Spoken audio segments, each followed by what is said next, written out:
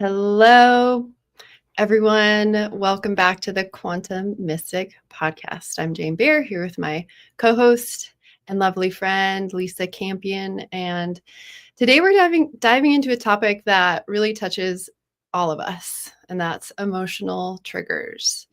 And it's, those moments when you react in a way you swore that you were done with. It was something in the past when something is like small, like a tone or a glance or a word suddenly feels really massive in your body. And we're here to say it's not a weakness, it's not regression, it's always an opportunity, it's an invitation. So we're going to talk about our triggers as messengers, and they really show us where love is still needed and where the body is still holding memory and where the mind is still trying to protect us from pain that's ready to be released. So this conversation isn't about shaming our reactions or trying to even like rise above them. It's learning how to meet them with like awareness and compassion and curiosity, because every reaction holds a key to our next level of freedom. So if you've ever found yourself really shutting down or lashing out or collapsing inward, then this one is really good for you. So Lisa and I are going to explore what your emotional reactions are really trying to teach you and how to turn them into opportunities for deep healing and how to bring more really like tenderness to yourself in those moments when we really need it most. So let's dive in to, you know, emotional triggers as opportunities. And hopefully we can really normalize it. Lisa, Mhm. how are you today? How does this topic sit with you? It's really good, and I just wanna, welcome everybody who's watching on the live stream and to go ahead and drop a comment. We'd love to hear that you're with us, where you're from, how you're doing, what you think about this topic. Yeah, if we can hear from you, it just makes it so much more fun for us. So, um, I think this is an incredible topic that everyone it's like should be taught in, grade school. Every single human on the planet should have this conversation and it's sort of like a skill we all need in our toolkit for how to regulate our emotions, right? How Mm. to manage our emotional self because we're humans, we're imperfect, we have wounds, we have like kind of the raw nerve. I think of like somebody stepped on my raw nerve is what happens when I get that's, um, how I feel when I get triggered, and, I just love what you said about opportunities. I think it's so easy to go into judgment, you know, Mhm. that there's something bad or wrong if we get triggered. There's a lot of trigger shaming, that happens, I think, in our culture, like, and of course, there are times when we behave badly when we're triggered, and that's a Yeah. problem. We have to do some cleanup. After we've been triggered, we lash out in anger or we have like a road rage or we go like we just, you know, it's really I think from that nervous system, your nervous system fires off fight or flight, and if it's a fight, clean up on aisle 5. If you've after you're done, there might be some repair work you need to do. But that's the way of it, and for me, like, I once the trigger's over, I try not to say or do anything when I'm feeling triggered. Mhm. Working with Bob Lancer taught me that, do not say anything, just be quiet, like, wait till it's over and then figure out what I need to do, otherwise it's messy, you know? Mhm. That's what do you think? Yeah, no, and I agree that, you know, because our reaction to being triggered is often really messy, and and we can like lash out thinking that it's the other person that's causing us this pain, right? Mm, The mhm. it could be in relationship in like it's your partner, it's your child, but like you said, it could be road rage. And as we know logically, the person on the road is not trying to trigger us. They might be having a bad day. And even our partner's not trying to. I mean, maybe there are times where they are, but it's still it's 100% always an opportunity to sit with that feeling, like you were saying. It's the spiritual practice is to sit with that feeling, whatever the trigger is. You're gonna feel it in your body as like heat, or I mean, it's often heat, or like, Mm, their nervous system starts to like tingle and get like activated, but it also could be that complete shutdown, where you just go inward and kind of close off and everything goes numb. And so just being able to recognize our body's signals to being triggered is, I think, step one. So then when you realize that, you can tell your mind like, "Oh, let's take a breath. Let's take a breath. Let's sit down, let's walk away, let's have some water." Um, and so we can sit with those feelings. And I just wanna say, like, what is a trigger? And, we might be a trigger in this sense it's like a biochemical, emotional, and energetic activation. It's that moment, mhm. like you said, when the nervous system really perceives a threat to Yeah, our identity, to our safety, or our belonging. And all those three things are are we perceive as the most important things, right? But really they're coming from like it's not the person. It's the person who's, like, poking at the open wound of the unhealed childhood imprint, or the karmic memory, or the actual body-based trauma stored in the nervous system. So, right. the practice is, like, again, being able to sit with that and listen to the body, because the body doesn't lie. It really tells that truth of what has happened, you know? Mhm. Yeah, so good. Just wanna say hi to Lydia. Lydia's our girl from Boston. Hey. Lydia. And also Carrie from Maine. This is timely. I just had this occur. My father-in-law said something rude to me, and it triggered me so badly, it set me spiraling. Carrie, I love Maine. I have a house in Maine. I spend a lot of time there. Yay.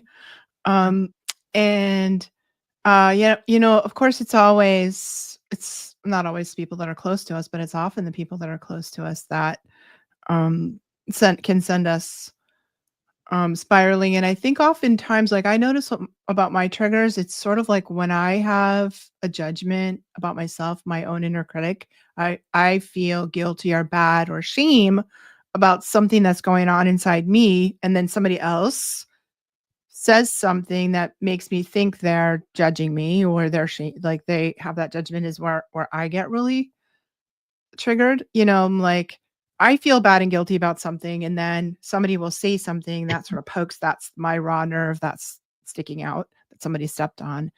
And and so often it's projection. It's like our shadow, you know what I mean? And we're projecting, you know, what our fears or our inner critic on somebody else. They're probably just like open their mouth and stuff comes out because Yeah. we open our mouth and stuff comes out. Like, they might not mean to. I mean, maybe they are. Maybe your father-in-law, Carrie, is trying to poke you in your raw nerve, but chances are good he just opened his mouth and said something stupid, or thoughtless, and it poked your raw nerve. It just happens. It does, and I also truly believe that, like, whether it's our higher self or there's this part of us that is on this path in a human, knows that we're here to heal ourselves. And so it's almost like that higher self is handing people a script, and Mhm. they're saying, "Here, this is my trigger, poke me." Yeah. And that's the opportunity for healing. And they don't know consciously that they're doing that. They're just following your script, because if we're here to do this work, we need opportunities to do it. We need people to poke us We in need that that friction. We need that friction. Yeah. friction in Yeah. order to create change. And so when that shift is really felt in your entire body, it becomes a thank you. It becomes father-in-law, thank you for poking that little, ooh, that thing that I didn't even realize was still there because I thought I did that work, or, but I just got the top layer and there's another layer underneath. So I don't know. That's how I see it. Yeah, I think it's like our wounds have this like resonance, you know what I mean? They Yes. resonate out, and when they're really strong, they resonate, they have a vibration that resonates out into the world, and because of the law of resonance in the universe, they Yep. magnetize us. It's like I have this gaping wound right here. We resonate somebody who's going to go like and go right in towards it. And it's so often not personal. I mean, sometimes it is because people can get personal about things, but often it's just that, like you're saying, like our higher self creates a situation and resonance creates the opportunity for somebody to zero in and poke you right there. And I feel like for me, like I get curious. Once I go off in a corner and I breathe. I breathe and I get curious. I feel that heat too, and it usually like rises up out of my spine, almost like a kind of like a kundalini Mm, rush. And I've mm, learned to not say anything. Like zip. If you saw me triggered, you'd probably see me like in the corner breathing heavily. yeah. Might be like weird, but I'm like, Yeah. you know.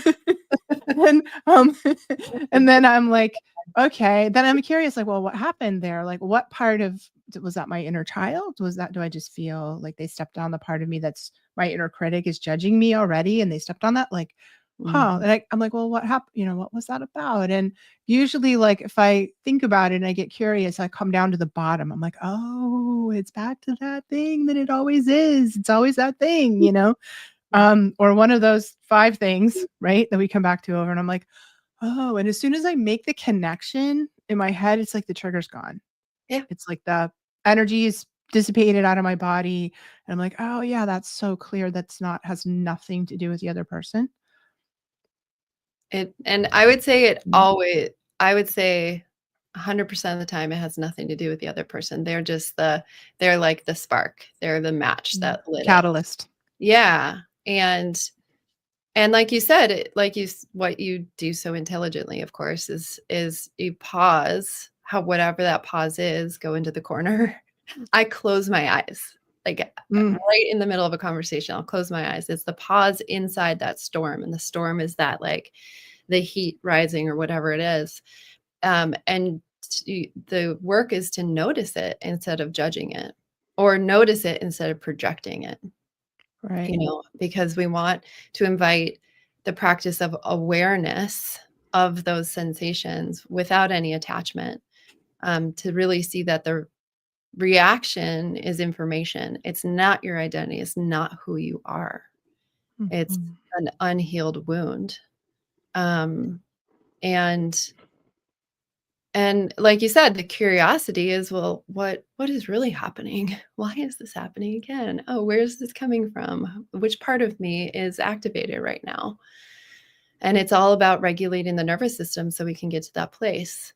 It's like the 4 agreements. We can't take anything personally because that Yeah. person has their own shit going on. The father-in-law,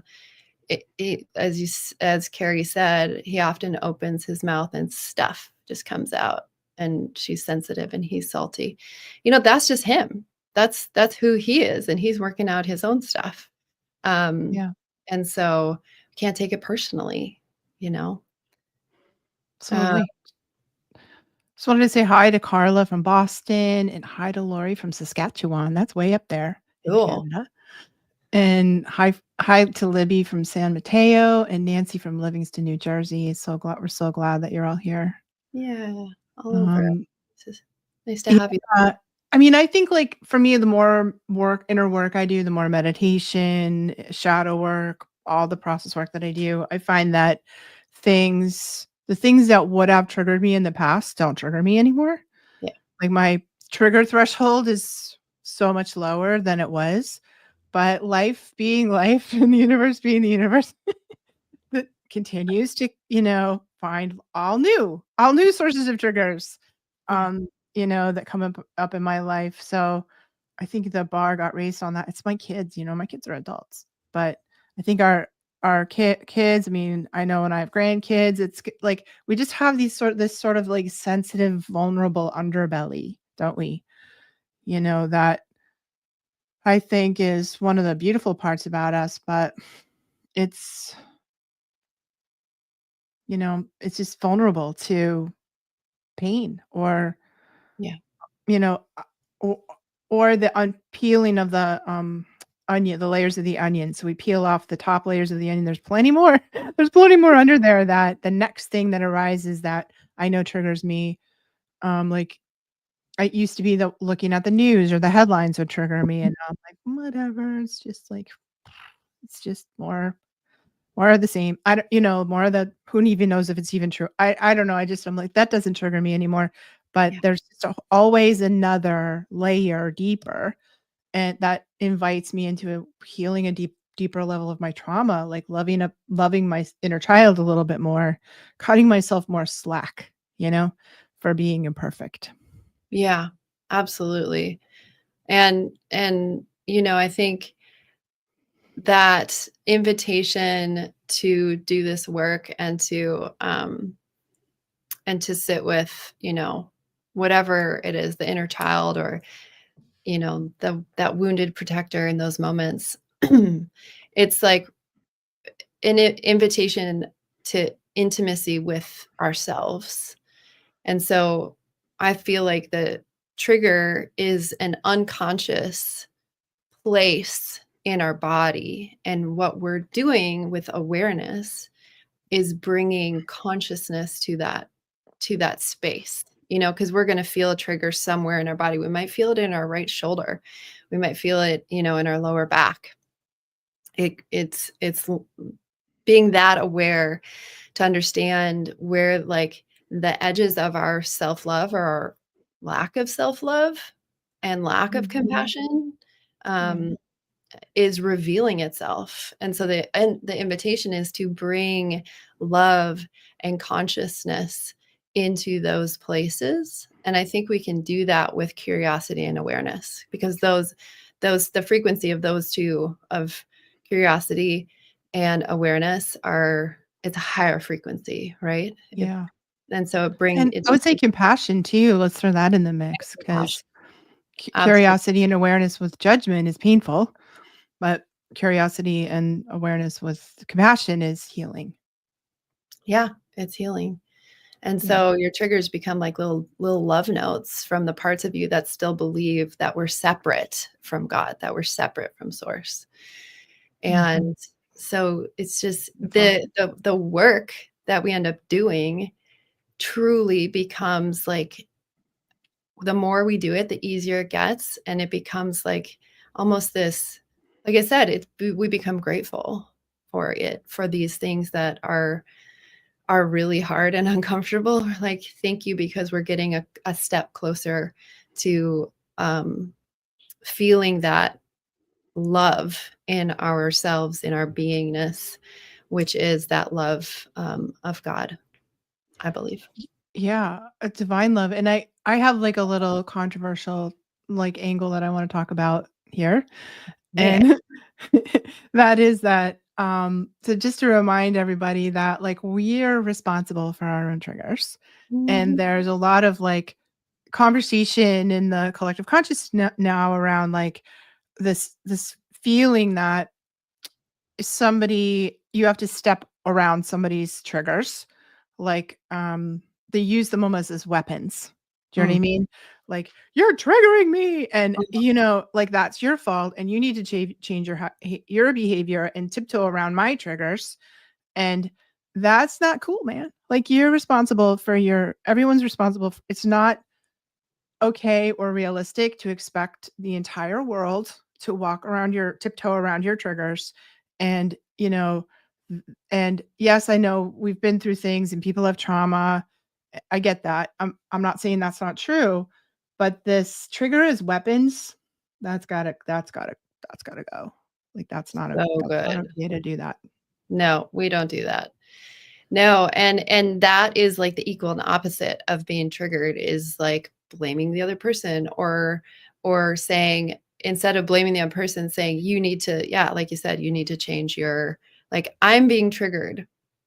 Therefore you change your Yeah, change that you therefore change everything about you so yeah, you can stop triggering me because clearly I'm the victim here. it's It's a like a victim kind of mentality. victim consciousness that Yeah. has gone so far into victim that now it's coming out the other side as victimizer. Yeah. You know, Yeah. using triggers as this sort of catchword as an excuse for a lot of really bad behavior. And I mean, I understand that people who have had extreme trauma sometimes, and God knows that's a lot of people, um, can't control their triggers, but we need to have the aspiration that we're going to learn how to control our triggers. You know what Mhm. I mean? And not have it be okay that we just go deeply into victim blame and then become victimizers ourselves using this as an excuse to do that. There's Yeah. karma. You're racking up some karma there if you're doing that. Yeah, that's a really, really important point, Yeah.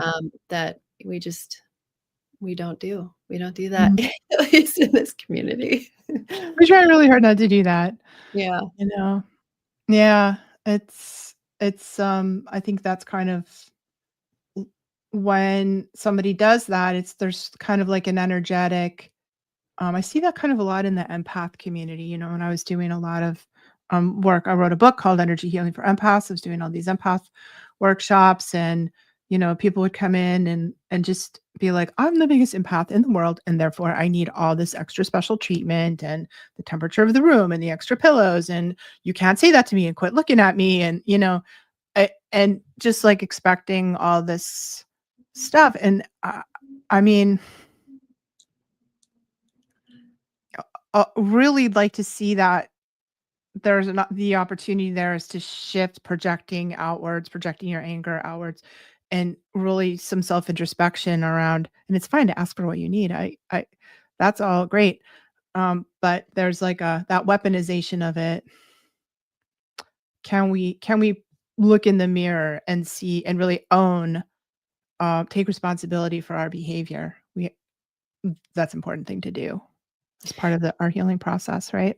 So good. And I think like the weaponization of the trigger is just another unconscious behavior that, like you Yeah. said, not only brings karma, but it's definitely not doing any work on yourself. It's not doing, you're not releasing any of like the layers of the onion. You're not, um, and so because triggers really are meant to serve ourselves, serve us, and the evolution of our own consciousness because they pull the unconscious into awareness. And so if you're just feeding the unconscious, you know, you're really adding on. You're just like racking up more. Yeah. Um, and it's important. The reason why it's important to do this work is because like humanity is awakening. The you know the personal and our personal healing contributes to this collective coherence, and so it's really important work that we're doing is this invitation um, to yes, it is called shadow work, um, and that's yes, that's the work that we're talking about. Is to really transmute that trigger into not just healing your past, but you're liberating your lineage, you're liberating the collective consciousness. And so Mm. the invitation is really important. I think we can, you know, get to that point where we're regulating our nervous system better. We're regulating our emotions better, not Yeah. 100%, but we're getting a handle on it. We're closing our eyes. We're breathing in a corner. We're excusing ourselves to the restroom to have a little minute to, you know, collect ourselves. So we have that nervous system regulation, that emotional regulation. For me, there's gratitude. Like I feel deeply grateful. I'm like, oh, show me what I need to work on. It's like a humbling, grateful feeling. Yeah. Oh, here's this really tender, ouchy place. Like, ooh, what is it? And you know, what needs to be healed, released, expressed? How does the energy need to move out of my body? it's in like, that's the opportunity, right? The invitation is that opportunity into like, if we don't have, oh, there's this great story about this Buddhist guy, the story about the Bengali tea boy. I love this one. There was this Lama, this Buddha. He was so close to being enlightened, or already was self-realized, and he had this tea boy who would make the tea for the group, who just irritated him like crazy, and he made terrible tea, and he was really rude and snotty, and he had an awful attitude. He was the worst, right? And one of the Buddhist, the Rinpoche's friend said, "Why do you keep this guy around?" And he's like, "Oh, I really appreciate the opportunity to continue the work." Yeah. You know? So sometimes I'll think about that. I'm like, "Oh, that's my Bengali tea boy." Yeah. That's Exactly. my the irritant, the sand in the pearl that creates the oyster, you know? And I'm grateful and humble for those, even when it's painful, because a lot of times it's painful. Yeah, exactly. Yeah, and I feel the same. I know you said it, but like that I have so much gratitude for this work, and when something comes up, you do really become grateful for the opportunity to have that relational mirror of like from somebody else, whether it's family or friendship or somebody at work. There's always these dynamics that people bring Mhm. to trigger you, like you said, like the tea guy, um, so that we can have this catalyst for, awakening. And that's where the gratitude is. It's like, oh my gosh, another layer. And underneath that is spaciousness and freedom. So the more that we do this, the more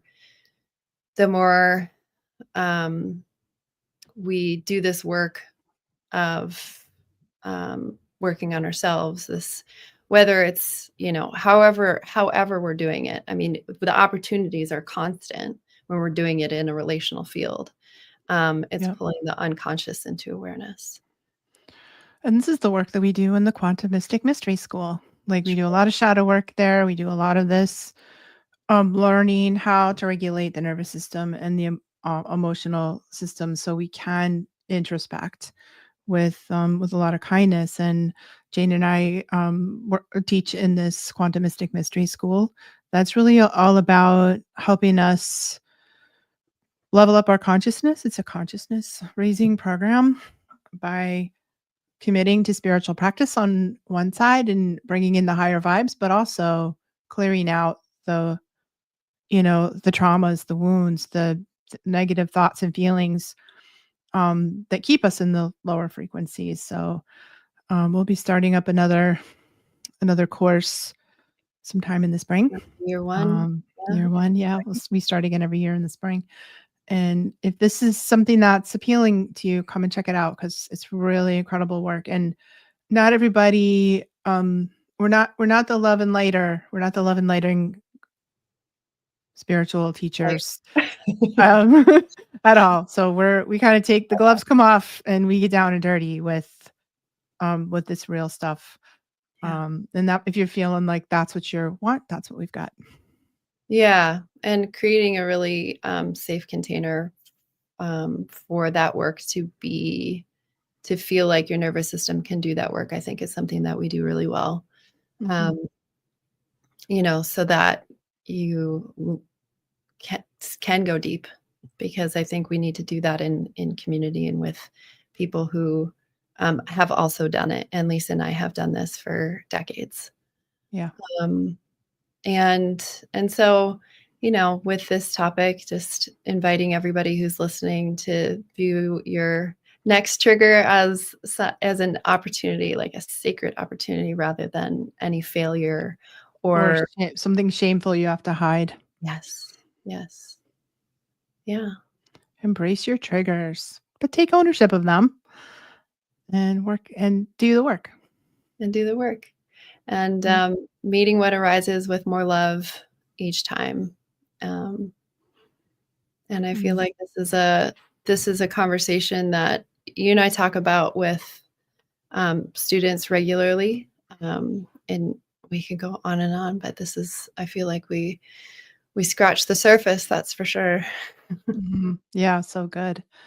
Thank you so much for thank all of you guys for your comments, for being here. People being here. So beautiful that it makes it so meaningful us to know that we're just not talking to ourselves in a black hole. That's fun too, but it's better when we're with you, with you all. Yeah. And thank you, James, for being here. And don't forget to go to, I'm going to say the thing, subscribe. And, um, you know, we're on YouTube, so subscribe to the channel if you want to get more of that. We're also on Facebook, so find us there. Like and subscribe, and you all know Lisa. She has her own website, lisacampion.com, and I have my own website, that's janebearstudio.com, where we each do our own individual work, and then of course we come together and we run the school. So thanks for being here, and thanks for being part of our community and for listening to this topic.